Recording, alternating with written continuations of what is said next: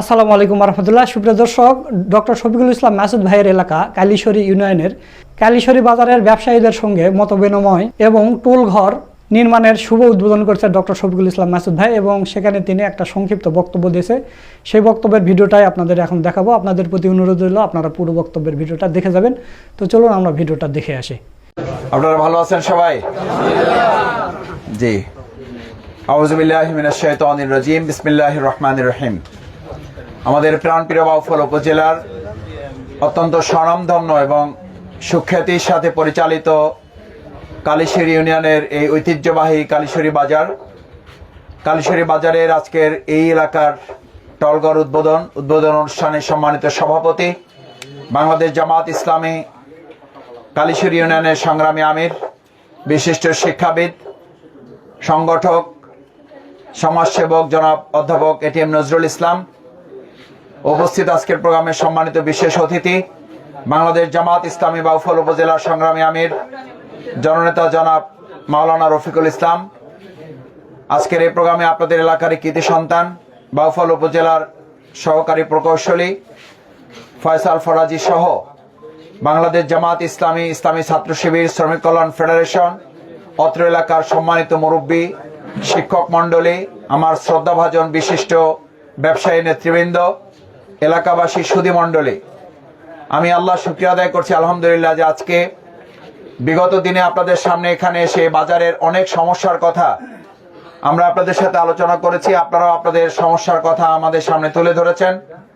আমরা পর্যায়ক্রমে সমস্যাগুলো সমাধানের জন্য কিছুটা হলে উদ্যোগ নিতে পেরেছি, এই জন্য আল্লাহর দরবারে আমরা আরেকবার শুকরিয়া আদায় করি আলহামদুলিল্লাহ।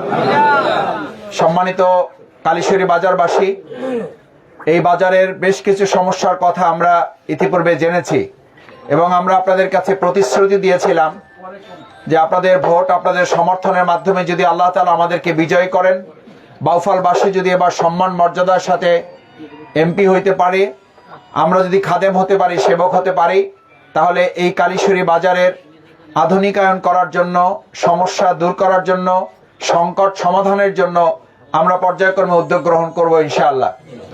সেটার প্রেক্ষিতেই আমি কিছুদিন আগেও আপনাদের এখানে বাজারে ব্যবসায়ীদের সাথে মত বিনিময় করেছি, আপনাদের কথা শুনেছিলাম। সেখানে বেশ কয়েকটি বিষয় আমাদের আলোচনার মধ্যে এসেছিল। তার মধ্যে একটি ছিল আমাদের সম্মানিত ব্যবসায়ীরা একটু স্বাচ্ছন্দ্যে, যারা বিক্রেতা এবং যারা ক্রেতা, তারা যেন বর্ষা রোদ এর মধ্যে শান্তিতে নিরাপদে কিছুটা স্বস্তির সাথে আরামে ক্রেতা এবং বিক্রেতা যাতে অবস্থান করতে পারেন, সেজন্য বেশ কয়েকটি টলঘর প্রয়োজন। এই টলঘরের কার্যক্রম আজকে এখানে যে আমরা এখানে বসেছি, এটি আজকে উদ্বোধন হবে। আপনারা দোয়া করবেন আল্লাহ তাআলা যেন এটাকে সুন্দরভাবে, সফলভাবে আর সম্পন্ন করার তৌফিক আল্লাহ আমাদেরকে দান করেন। আপনারা যেখানে বসে আছেন, এটা লম্বায় আর একটু বড় হবে।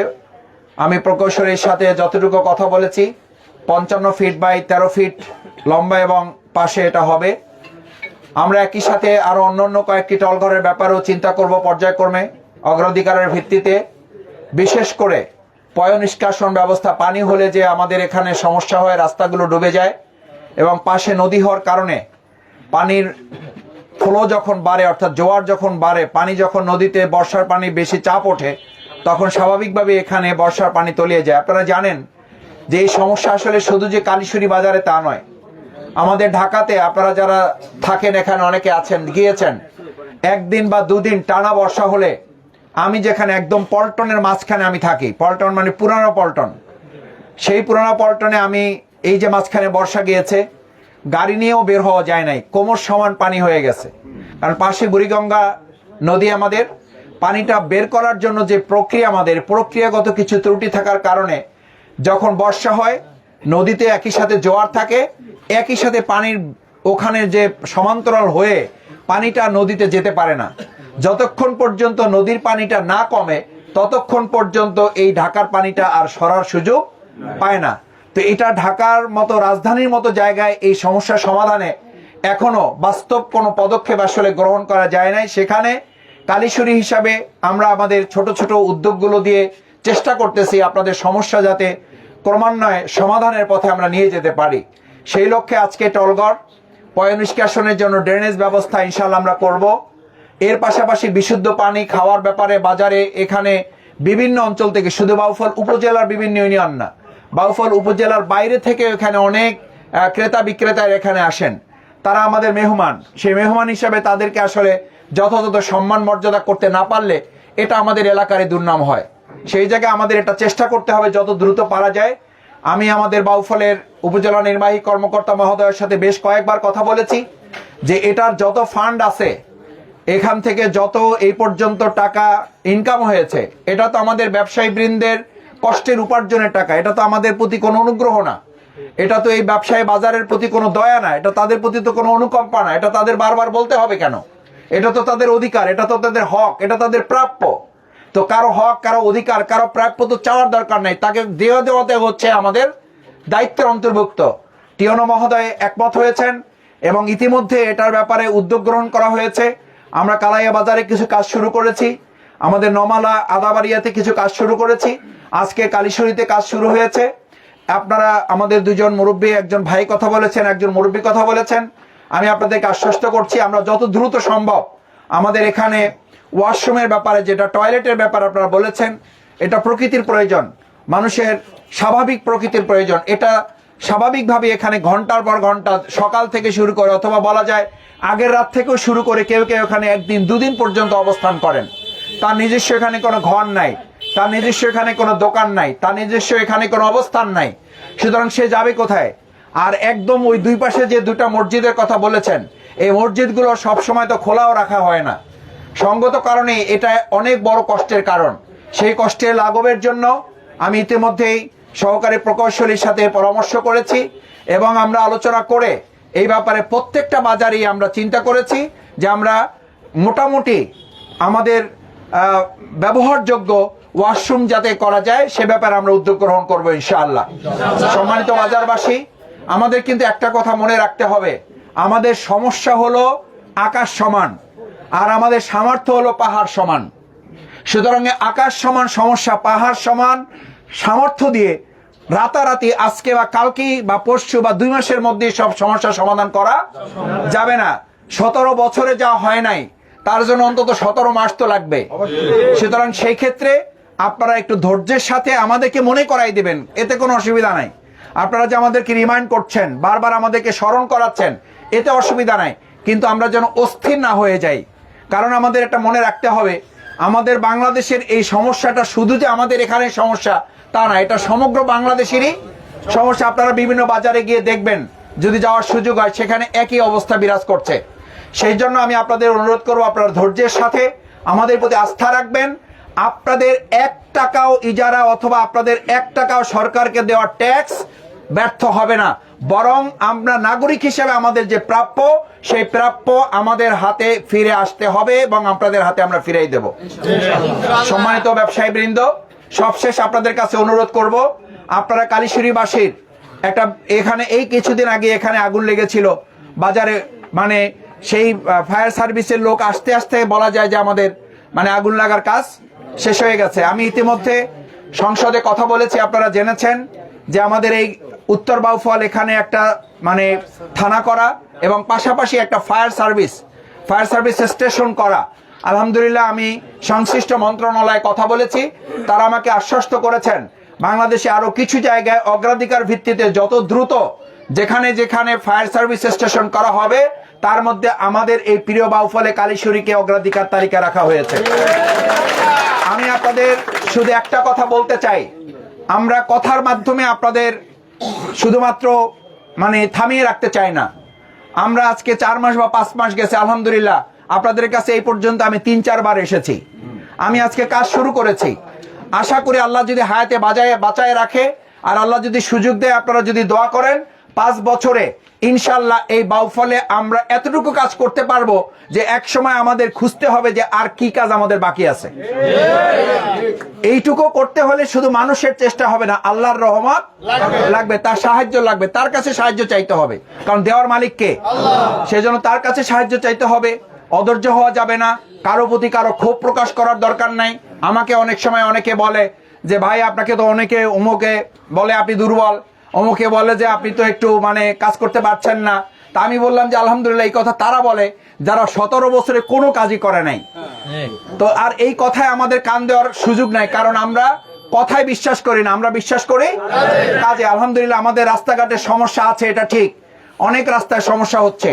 এই রাস্তাগুলো বর্ষাকাল হলে একটা সময় তো আমরা আমাদের ছোট সময় আপনাদের মনে আছে, আপনারা আমাদের অভিভাবক, আমরা 2 সেট কাপড় পরে তারপরে মাদ্রাসায় যেতাম, 1 সেট পলিথিনে নিতাম আর 1 সেট পরে যেতাম, তারপর যাই পরিবর্তন করতাম।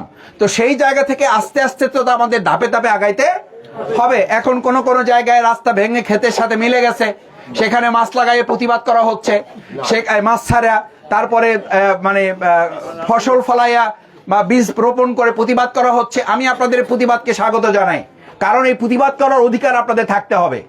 এই প্রতিবাদের মধ্য দিয়েই আমাদের দাবি আদায় হবে। সুতরাং যারা এই প্রতিবাদ করছেন, আমি আপনাদের প্রতি 100% সমর্থন ব্যক্ত করে বলছি, আপনাদের এই প্রতিবাদ ব্যর্থ হবে না। আমাদের এই রাস্তাঘাটের কাজ চলমান আছে এবং ভবিষ্যতে কম সময়ের ব্যবধানে আমরা এই কাজগুলো সম্পন্ন করবো ইনশাআল্লাহ।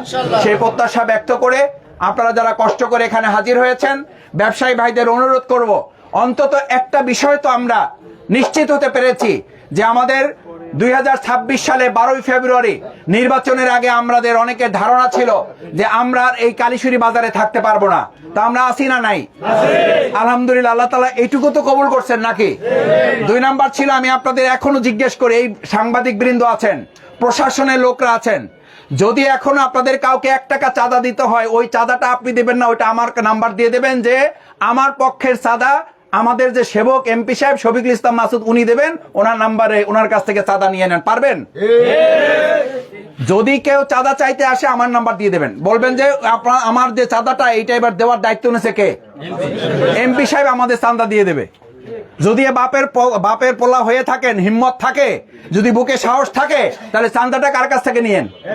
এমপি সাহেবের কাছ থেকে দেন। উনি যদি আলহামদুলিল্লাহ ওনার যদি সেই সাহস থাকে, তা আমার কাছ থেকে চাঁদা নিয়ে দেবে আর আমি ওনাকে দিয়ে দেবো, কোনো অসুবিধা নাই। কিন্তু আমার কোনো ব্যবসায়ী বাউফলে চাঁদা দিয়ে ব্যবসা করতে হবে, এরকম বাউফল আমরা হতে দেব না। সেই জায়গাটাও তো আমরা মোটামুটি নিশ্চিত করতে পারছি না, পারি নাই আলহামদুলিল্লাহ। এরপরও ছোটখাটো কোনো বিষয় যদি থেকে থাকে, হয়ে থাকে, আপনারা আমাদের নেতৃবৃন্দ এখানে আছেন, প্রশাসনের ব্যক্তিরা আছেন, তাদেরকে জানাবেন। সবশেষ একটা অনুরোধ করতে চাই, মাদকের ব্যাপারে আজকে উপজেলা মিলনায়তনে আমাদের মত বিনিময় হয়েছে। মাদক বারবার বলা হয় যে আমরা যত চেষ্টা করি এটা তত বাড়ে, এটা দুনিয়ার নিয়ম ভাই, অন্যায়। আমি অনেক সময় বুঝার জন্য বলি, আমি এটা আবার মনে করেন না যে আমি পক্ষে বলতেছি। আপনারা প্রায় এখানে কৃষক, আমি নিজেও কৃষক পরিবারের সন্তান। 3 বার 4 বার একটা জমিতে চাষ দেওয়া হয় না? হয় না? কি জন্য দেন? জমিটা আগাছা মুক্ত করার জন্য, এই তো আগাছা মুক্ত করে 4 বার চাষ দেওয়ার পর যখন ফসল ফলান, ফসলের সাথে আবার আগাছা হয় না? হয় না? আগাছা হয়। তখন মেজাজ খারাপ করে বলেন যে দূর আর ফসল ফলাবই না, এটা বলেন। কি করেন? ওই ফসলের ক্ষেত থেকে আবার কি করেন?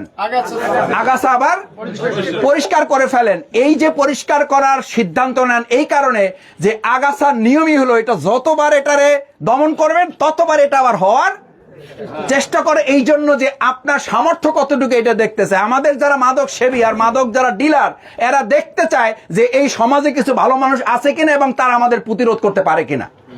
আর আমরা চ্যালেঞ্জ করতে চাই, আমরা তোমাদেরকে প্রতিরোধ না করে আমরা ক্ষান্ত হব না ইনশাআল্লাহ। আমি আশা করি আমরা শুরু করেছি, আমরা পারবো। মাদক মুক্ত একটা কালীশ্বরী, মাদক মুক্ত একটা বাউফল। আমাকে কেউ বলেন যে মাদক বিক্রি হয় চকলেটের মতো, রাস্তায় সন্ধ্যার পরে নাকি মোড়ে মোড়ে বসে যায়। আর আমি আপনাদেরকে বলি, মোড়ে মোড়ে আপনারা দুর্গ গড়ে তুলে এদেরকে গ্রেফতার করবেন। যারা গ্রেফতার করবেন, ধরে নিয়ে যদি থানায় পুলিশ পর্যন্ত পৌঁছাইতে পারেন, 5000 টাকা করে পুরস্কার দেব। এটা আমি আজকে উপজেলায় বলে আসছি। আর অনেকে বলেন যে ভাই নিরাপত্তা কে দেবে? শোনেন, একটা কথা বলি, এই শেখ হাসিনাকে সরানোর জন্য যখন আপনারা রাস্তায় নামছেন, তখন কি আপনারা আগে সরানোর চিন্তা করে নামছেন নাকি নিরাপত্তার ভাবছেন? নিরাপত্তার কথা আপনি ভেবে নামলে এই শেখ হাসিনাকে আমরা সরাইতে পারতাম না। এই মাদক সেবীদের ক্ষেত্রে আমাদের নিরাপত্তার কথা ভাবলে আমরা মাদক নিয়ন্ত্রণ করতে পারবো না। আমরা এদেরকে দমন করার জন্য নামবো, বিজয় হব, মাদক মুক্ত বাউফল করেই তারপর আমরা ক্ষান্ত হব। এবং তখনই কেবল আমরা আমাদের এই সন্তানদের, এই পরিবার, এই বাউফলকে আমরা নিরাপদ করতে পারবো। সেই প্রত্যাশা ব্যক্ত করে আপনাদের সহযোগিতা, দোয়া, ভালোবাসা চাই। আমি খুবই ছোট মানুষ, আমি বারবার বলেছি আমি না বুঝে বলিনি, আমি বুঝেই বলেছি যে এবার শফিকুল ইসলাম মাসুদ এমপি হবে না, এবার এমপি হবে কারা? বাউফলবাসী। সুতরাং এবার সবাই মিলেই আমাদের কাজ করতে হবে। আমি এই কথা বললে হবে না আমি শফিকুল ইসলাম মাসুদ একা সব করে ফেলে দেব। আলহামদুলিল্লাহ, এই ফয়সাল ফরাজি আপনাদের এলাকার সন্তান, আমি বিশ্বাস করি আমি বলা ছাড়াই সে তার এলাকার হিসাবে নিজে দায়িত্ব নিয়ে এখানকার যা যা করা দরকার সেই কাজগুলো সম্পন্ন করবে ইনশাআল্লাহ। সেই প্রত্যাশা ব্যক্ত করে আপনাদের সহযোগিতা কামনা করে আমরা এখানে সামান্য আপনাদের দোয়া অনুষ্ঠান হবে, উদ্বোধন হবে, উদ্বোধনের মধ্য দিয়ে আমরা প্রোগ্রাম শেষ হবে ইনশাআল্লাহ। সভাপতি ধন্যবাদ জ্ঞাপন করবেন নজরুল ইসলাম। দর্শক, আপনারা ডক্টর শফিকুল ইসলাম মাসুদ ভাইয়ের বক্তব্যের ভিডিওটা দেখলেন। তো মাসুদ ভাইয়ের কথাগুলো আপনাদের কাছে কেমন লেগেছে তা অবশ্যই কমেন্ট করে জানিয়ে দেবেন। ভিডিওটা ভালো লাগলে শেয়ার করবেন। সকলকে ধন্যবাদ। আসসালামু আলাইকুম ওয়া রাহমাতুল্লাহ।